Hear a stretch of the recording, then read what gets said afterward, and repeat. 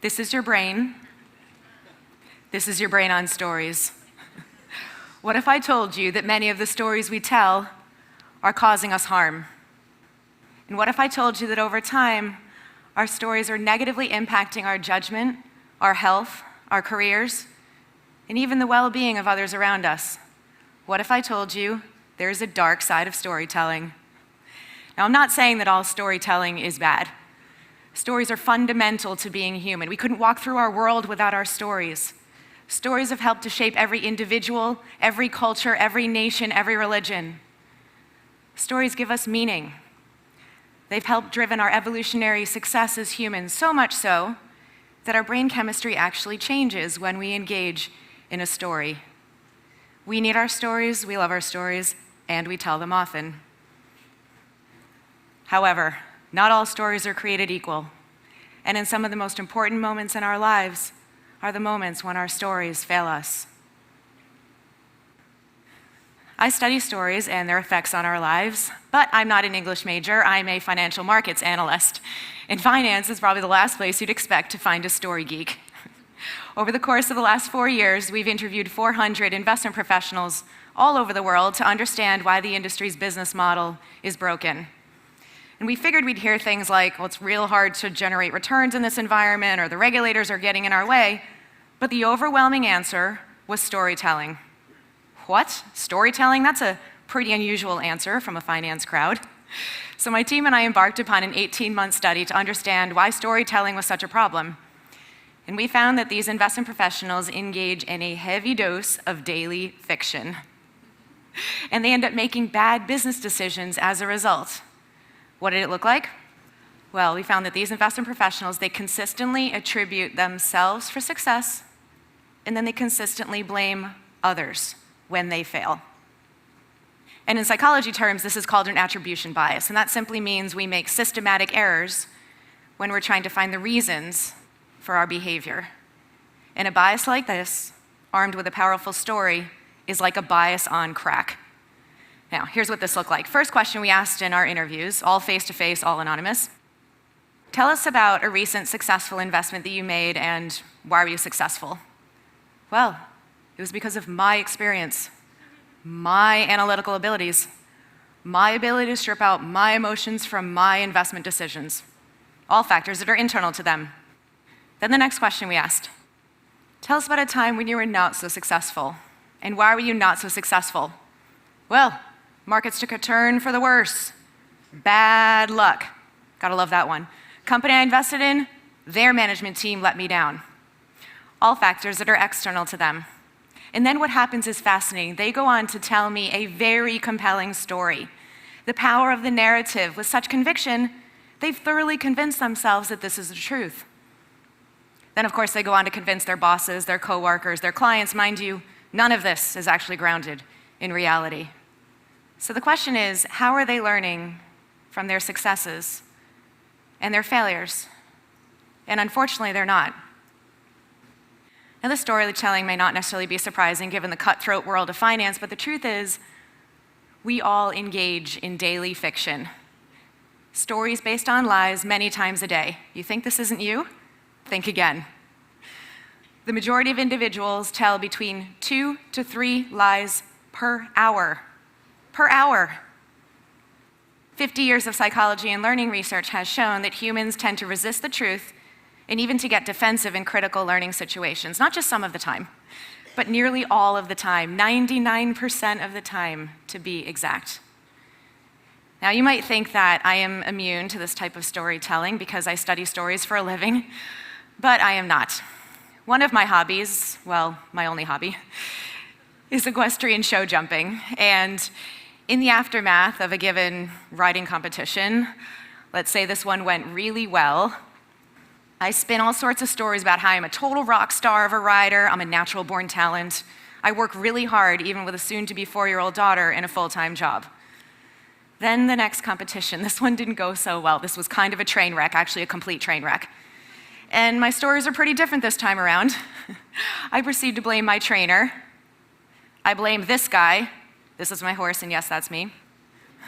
I blame this distraction in the grandstands, and I blame the weather, even though I'm actually competing indoors. And I find myself and my brain quite busy protecting my ego, my self-esteem, and my identity of being a good rider. But I also deeply blame myself. And why is this a problem? It's a problem because I'm not actually internalizing the feedback from my trainer, and then I'm not improving in the way that I could be. So let me ask you all, as a student, either in the recent history or distant history, depending upon your age, have you ever gotten a bad grade on a test and proceeded to blame your teacher for administering an impossible-to-answer test? Yes, almost everyone is nodding heads. As a parent, have you ever given yourself high fives for your child's angelic behavior, and then the next day or even the next minute, you've proceeded to blame everyone, not you, for your child's not-so-angelic behavior? I'm guilty. But perhaps these personal fables just aren't that big of a deal. Certainly, we're only hurting ourselves. But what happens when storytelling has severe repercussions at the societal level? Here's an excerpt written by a 25-year-old man in his farewell letter. I have sworn to uphold and defend the Constitution against all enemies, foreign and domestic, and I will. And I will, not only because I swear to, but because I believe in what it stands for, in every bit of my heart, soul, and being. I know in my heart I am right in my struggle, and I've come to peace with myself, my God, and my cause. You may remember the man who wrote those words. This is Timothy Mcveigh. Less than a year after he wrote those words, he detonated a truck bomb in front of a federal building in Oklahoma City and killed 168 people and wounded 600. Now, as a teenager, Mcveigh was bullied, and he ended up creating a fantasy world where he told stories about how he got revenge against his enemies. And in the last year of his life, he stated his belief prior to his execution that the US government was the ultimate bully. And the Oklahoma City bombing remains today the most significant act of domestic terrorism in US history. And there are many examples throughout history, from the Rwandan genocide to politicians creating stories that lead to war.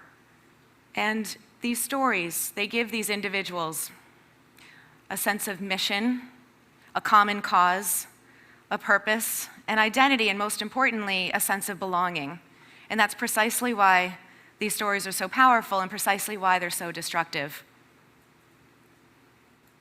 Now, admittedly, I've been fairly pessimistic, fairly dark, until right now. Now it's time for some optimism.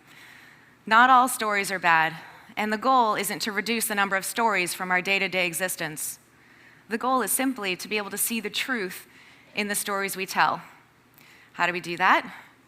We need to identify the patterns in the stories we tell, and each of us has our own unique pattern of storytelling. We need to implement a lie detector, and ultimately, we need to learn how to learn. Now, implementing patterns, think back to the portfolio managers. These portfolio managers, they are deeply afraid that if they make just one mistake, they will be fired, either by a client or fired by their employer. And so when they're given verbal feedback about why they might have actually succeeded or actually failed, they will resist that feedback, holding on to their stories for dear life. But when they're shown a heat map based on software with objective data that tracks their performance and their behavioral patterns over time, they begin to take in the truth, they change their story, and they change their behavior. Now, unfortunately, most of us don't have heat maps, pieces of software that can track our performance in our day-to-day lives. But what we can do is we can implement a lie detector. And lying to oneself is the most universal pattern when it comes to storytelling, and we don't lie to be malicious. We lie in most cases because we're just too afraid to see the truth. And we end up creating this distorted reality, this funhouse of mirrors. But if we can begin to let go of our ego, separate ourselves from our story, then we can begin to detect these unconscious lies and take in the truth. But sometimes that just isn't enough. Choosing our friends wisely can help us choose our stories wisely. And sometimes we just need someone else to hold up that mirror, to challenge us, to question our stories, to make us better. And only then can we begin to learn how to learn.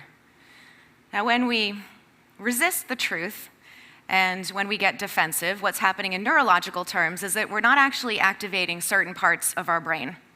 Some of the learning centers and the connection points are essentially asleep. But if we can learn to take in the truth, then we can reactivate these parts of our brain and awaken them from a deep sleep.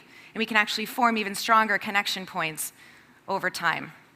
And as we do this, we can begin to think about our thoughts. And when we're aware of our thoughts, the real learning begins.